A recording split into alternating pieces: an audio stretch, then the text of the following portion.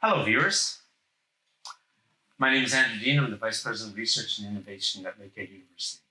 And come to you today about another important research topic for Research Matters. So today I'm going to meet some academic and community experts who have extensive experience in an emerging field of psychology study that focuses on an individual's strengths as the basis for positive development and that is using a strength-based approach. So, child psychologist Dr. Edward Rawana is a professor in both the Department of Psychology at Lakehead University and also the Northern Ontario School of Medicine University, as well as the director of the Centre of Education and Research on Positive Youth Development in Thunder Bay, Ontario. In 2021, Dr. Rawana was recognized with Lakehead University's Distinguished Researcher Award, which is our highest honor for acknowledging research at the university. So please join me in welcoming Dr. Rawana. So Ed, welcome. Yes. Great to have you here today. Thank you, Andy. Can you please help us understand a little bit more about what you mean by strength-based interventions and evaluation? Absolutely. So the strength-based interventions are actually based on some very significant concepts in psychology that sort of have stood the test of time. And these concepts in psychology, in terms of what we have done in the strength-based intervention, is to use those concepts and translate it into action that can then be used in the strength-based intervention. So in terms of doing the intervention, what we have done over the many years that we've been doing this, which is like about 30 years, we actually work with organizations. And it's the whole organization. So to sort of capture that in a very pragmatic way, I will tell you about the work that we've been doing with schools, like elementary schools in particular, because in working with the school, it's actually a whole school approach. So the implication of doing a strength-based intervention from a whole school approach is that one of the key parts of our work is that all of the staff need to be trained in the concept of strengths and what are the implications in terms of programming. So the first point, of course, with respect to the training is helping staff to understand what are strengths. So we're talking about psychological strengths. So strengths are actually competencies and characteristics that are valued by both the individual and by society. So when we talk about a strength that a student may have, we're actually talking about a competency. So competency might be like you're very organized, or a characteristic might be like you have a sense of humor. So one of the key concepts in psychology that we have adopted in terms of the intervention is the concept that every human being has strengths. And we have actually developed a tool that we can use across the lifespan for different age groups in order for us to evaluate what the strengths may be. So one of these tools is a strength assessment inventory that we use for the assessment of strengths for individuals between the ages of 10 to 18.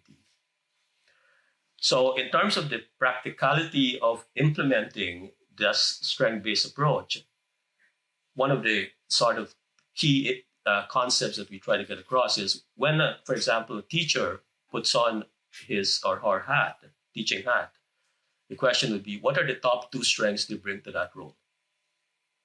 So that's part of the training in terms of helping adults to understand what strengths they bring to the equation. The second related to that is when a student enters into the classroom, what are the top 2 strengths they bring to that particular role? What competency, what characteristic? So once we sort of work that through, so the concept is like strengths are like positive energy. If a teacher is coming in or an educator is coming in with their strengths and the receiver of the information is coming in with their strengths, 2 positive energy is going to give you a positive outcome. So that's a key part of the training that we pull together. The second concept that is very important, both in education, but also in mental health, because we do a lot of work in mental health, is that students have to be engaged before they can learn. So the question then becomes, what are some of the strategies that you can use as an individual that you know engage clients? So if they're engaged with you, then they're more likely to listen to what you have to say. And there are sort of three levels of engagement in terms of psychology. One is when you have a student coming into your classroom, do they show up? That's a behavioral engagement. And when they show up, do they actually like what's going on? Do you have a relationship? That's what we call emotional engagement. And the more important one is when they actually come in and they like what they're doing, are they actually prepared to work? So if you're sort of having conversations about your strengths as part of the curriculum delivery, you're more able to get them to want to get into the work mode while they're in the classroom. So engagement is another key concept. Another key concept that we've tried to convey is that there are 4 needs that every human being has that are related to strengths. And the first need that you would need to make sure that you've established in the school system or in the classroom is around trust.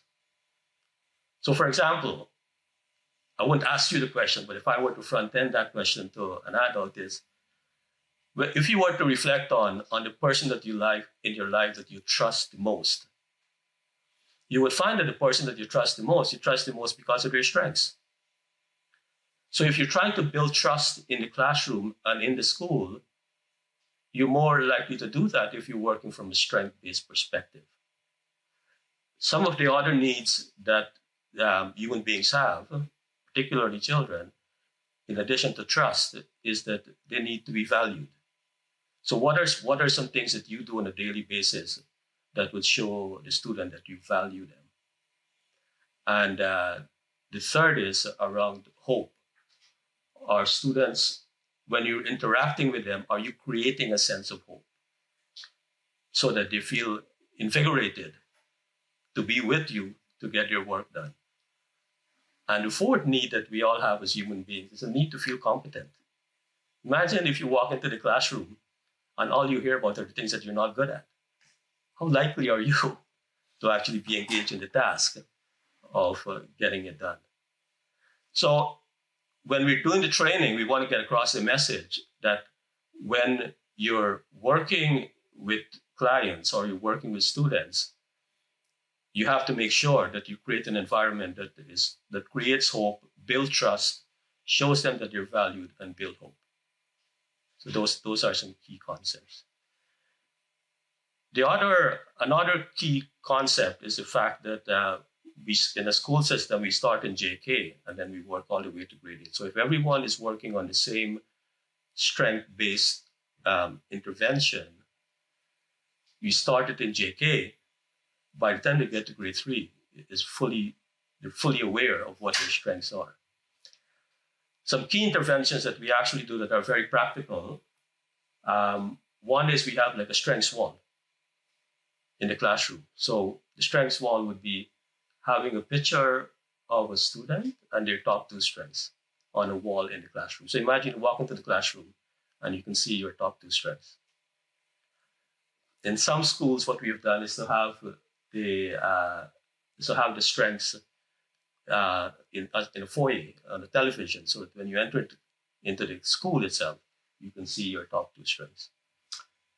So those are some of the concepts and the interventions based on those concepts. Wow, it sounds very positive and a need for a lot of self-reflection as well. We're going to take a break right now. We'll be right back and hear much more about this fascinating research project with Dr. Rawana. Welcome back, viewers. You are watching Research Matters. Child psychologist Dr. Edward Rawana, professor in the Department of Psychology at Lakehead University, is speaking to us today about strength-based interventions and evaluations for youth development. But in this section, we're going to also hear from Megan Drubbett, the Assistant Director of Mental Health and Addictions at LECO. So, welcome, Megan. Thank you. So, this is a question both for you and for Ed. How did the research partnership between Dalico and Lakehead University develop? And how are you at Dalico engaged with this research project? Yeah, excellent question. So I could step in. So at Dalico, we of course do a lot of assessment throughout our mental health and addictions programs and services, and a lot of assessments really, like Ed touched upon earlier, focus on challenges and where can we go from here. And we knew some of the work that Ed was doing with the strengths assessment inventory and really wanted to highlight all the wonderful skills that our clients have and the strengths. So that's where our partnership began, and it started at our adult residential treatment center. Again, just really seeing the need and benefit to focus on some of the wonderful strengths that we all know that our clients have. Yes. And I would concur on that. So one of the tools that we've been using, and we've developed it very collaboratively with Dalico, and Megan was one of the key players in that, is that tool can be used to assess the strengths of clients. Because when they come in, they're so focused on what's wrong with them. Mm-hmm. And then what the staff have done during their training that we've done with them is that they use their strengths into the plan that they've developed for the client. So that's another concept of strengths, is that it's transportable. It can be used to deal with your challenges. Mm-hmm. And that's been a key part of our intervention, actually. And what do you think is with the clients? Can you give me an idea about some of the client feedback on the use of this strength-based assessment and this approach? Yeah, absolutely. The clients have been so receptive to it. We created a group to go in tandem with some of the results of their strengths assessment. So they get an output of all of their strengths and all of the wonderful things they have within themselves. And the client feedback, again, has been just overwhelmingly positive. Like Ed was saying, they'll post some of their results and their strengths up on their walls in their room. So it's been really, really great in terms of client feedback at our adult residential treatment center. I would suspect, correct me if I'm wrong, that, as you said, the challenge is many people come in with things that are wrong. Mm-hmm. And they're maybe looking for a corrective measure. They're looking for maybe even being told, right? Stop doing this, stop doing that. And it kind of seems to almost like it's kind of flipping it around a little bit and saying, even with the challenges, we have a lot of things that are really strong about us. Yes. And by working from that approach, we can actually solve a number of some of the issues that are happening. Yeah. Is that kind of the agreement? Or? Yeah, 100%. And I think that especially for clients, like you had said, it's so common in counseling or any type of treatment to focus on like what's going wrong. It's a really new concept for them to say, what's going right and how can we build upon what's going right in your life? And they'll even take a second and pause because, it's not terminology that's used commonly, right? So yeah, it's really excellent to say what's going right in your life and how can we build upon what's going right. I'll just make a quick analogy because I know you're a golfer. So way back, someone had asked Tiger Woods when he was in the prime of his game around the notion of what is the best part of your game? And he said, well, it's playing from the fairway. And what is the worst part of your game? He said, it's playing out of the bunker. And then the third question, so when you're practicing, where do you spend most of your time? And he said, I spend most of my time playing on the fairway because if I play the fairway well, I'll never be in the bunker. It's the same analogy. If you focus on your strengths, you're more likely to want to use your strengths to deal with your challenges as opposed to just focus on your challenges. Mm-hmm. It's an interesting way to communicate with human beings. It's an asset-based approach. And what I like to say is your strength is an asset. It's like money in the bank. If you invest it, you use it well, you grow it, use it judiciously to deal with your challenges, you will become a better person. There's no other way where you can improve. And you're right. We all want to be on the fairway. Yeah. And stay on the fairway. Absolutely. Thank you. Now, you've had this strength assessment tool for a number of years, and you've used it for a number of years. How has it evolved? Has it developed into new iterations? Has it have you been able to get feedback from clients, etc., as to what needs to be corrected or how etc.? Yeah. In terms of Where Delico, like I was saying, we started it at our adult residential treatment center, really being a core component of treatment goals and where clients' trajectory is going.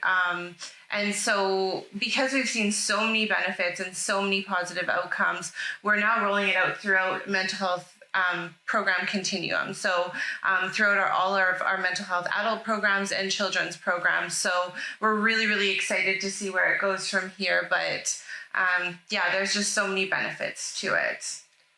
One of the developments that came out of our work is that when the strengths are being assessed, we can go into the website and get a strengths profile. And we had used a bar graph first, but when clients look at the bar graph, they're sort of looking to see which part is better than the other. And we changed that into a pie graph. So there's no comparison between strengths. And that way you've changed the whole conceptualization as to what strengths are. It's not like one strength is immensely better. They're all there because you developed them. It came from you. So that's been some of the iterations we've done over time based on feedback from clients and from staff.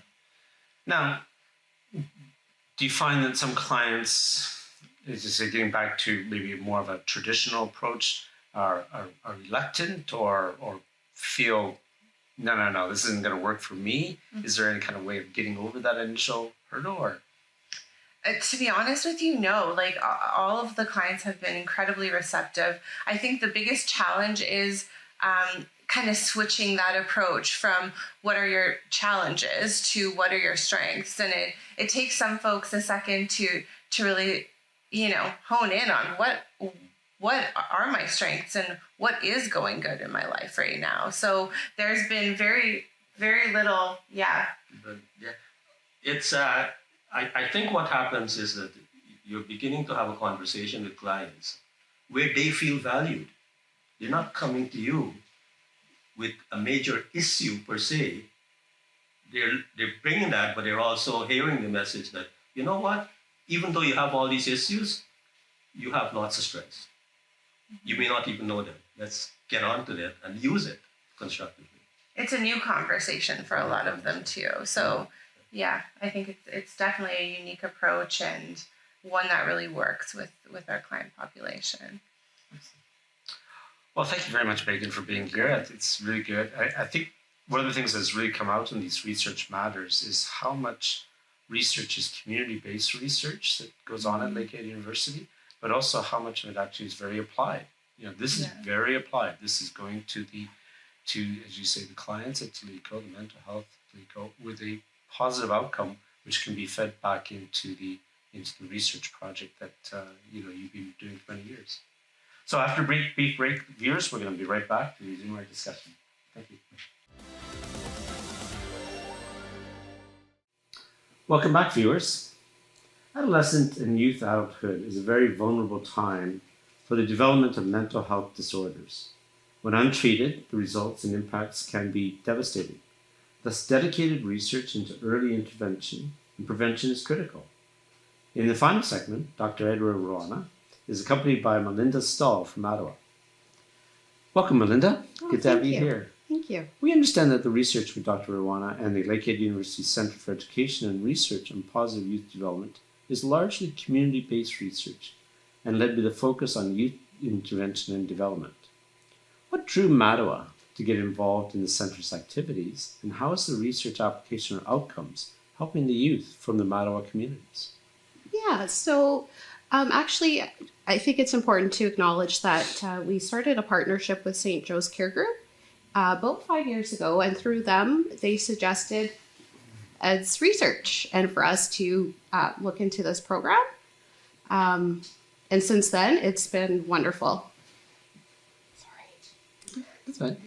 And can you tell us a little bit about, we often call them clients, the clients or the people that would be using this strength-based assessment and how they are impacted by this?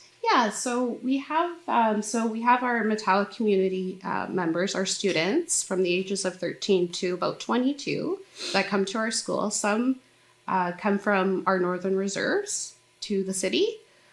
So with this particular tool, it's really brought light to their strengths as they come to school. Sorry, I'm kind of losing focus here. But so would you say Sorry. many of these? What would be the ages of the youth that you're dealing with? So from the ages of 13 to 21. Okay, so very critical ages to kind of understand themselves and to, as I said at the beginning, this is often the time when things can happen in people's lives and they can feel very vulnerable and have maybe develop some mental health problems. So they must be the ones that you really must need to really bring into this and say, here's a positive way of moving forward in some sense. Absolutely. And like Ed had said earlier, so for our school, we have the holistic approach with our education. And so with the strength assessment inventory, it just wraps it around really nicely. Mm-hmm. A lot of our students do come to us, again, pointing out those negatives. They're very aware of things that they need to work on or their struggles. But when they come to the school, we really want to focus on all their strengths. Mm-hmm. And I will say some of them are quite surprised, but you can see that like little glimmer of hope, right? And it was kind of a question I wanted to ask from the first segment as well, Ed, was that, when people do these assessments, and maybe the same for your clients, sometimes we don't know our strengths. Yes. We need to maybe put it down in paper. When you put it down in paper, it means so much more that it draws it out and say, wow, that really is something that I'm good at or I'm positive at and I want to work at. Does that happen a lot? That's been a key part of the way that they see themselves, because as Melinda is saying, when they come into the program, they're sort of coming in with a sense of themselves as not being very competent. So this is an opportunity to start to change that internal dialogue. And one of the key things that I think is very central to the whole strength-based approach is that you're actually molding the personality of the individual in a positive direction. Because it's not just telling you about your strengths, but it's actually helping you to recognize what your assets are and how you can use your assets to deal with your challenges and become more competent, regardless of whether or not the challenges are mental health or in any other domain. So it's actually providing an opportunity to drive yourself in a positive direction. And those two words, confidence and competent, do you see these are things that actually are coming out in some of the students? Absolutely. And again, we also had to, like Ed was saying, like train the staff as well, right? We have teachers, we have counselors, student support workers. So we also got them to do the inventory as well to kind of see what their strengths are. So before they, engage with our youth, they're going to know what strengths they bring to that particular relationship. And a lot of our staff were surprised as well, right? So it's just, it's been a really beautiful tool to use, and just the atmosphere within our school. I always say, Matawa is like a community within a community, and we want our children and our youth to feel part of a community, build their confidence, the competency. So it's been amazing. Ed, can you tell us a little bit whether or not there's any funding that's been involved in your research that we can acknowledge? Absolutely. One of the major funders has been SHIRC. Mm-hmm. Over the many years that we have started this process, SHIRC has been a major funder of our work. And more recently, the funding that we've gotten is actually Matawa secured the funding with partnership with us. And then, so through that process, we managed to do the work that we're currently doing. And Delico, they've also obtained their own funding, and then through that process, they've been able to sort of engage with us to do the research. Now, one question I always have to ask, just because that's the title of our talk, is Research Matters, and it seems almost like a silly question to ask because for both from you and from Megan, how this does matter and is making an impact. But could you sum it up and kind of say, why does this matter? Why does this research, which is basically research, matter? Yes. I think for sure the fundamental reason is that you're working with clients who have some significant challenges, particularly in the mental health field. And unfortunately, those challenges in their mind defines who they are. What we're trying to get at is to change that self-definition to reflect the fact that, look, man, you have strengths that you can use to deal with your challenges. I am not the one who can change you. You can actually change yourself if you recognize the gifts that you have and using them constructively. I don't think too many clients are going to say, I don't want to do that, as opposed to doing what I prescribe you should be doing. I think that's why it matters. It changes the internal dialogue about who you are, which is why I feel your personality starts to shift in a positive direction. Quite often our viewers like to follow up and get in touch. How could any of our viewers connect with you if they want to learn more about this research? Sure. So the major venue is around our Center for Education and Research on Positive Youth Development, which is a center at Lakehead University. And we have a website there, and all of that information can be obtained through the website. Bob Lem is our coordinator, so he's the one who would be the contact person there. Listen, I want to thank both of you for being here today. I've learned a tremendous amount, and I know our viewers have. It's exciting research. It's very, very applicable research. And to me, it's evolving research. It's always there and getting better. So through our discussion today with experts, we learned about the research-informed treatment and preventive approaches and strategies for youth can really help to improve mental health and make positive impacts in the lives of young people. So, viewers, we look forward to our next Research Matters, and until then, have a great day.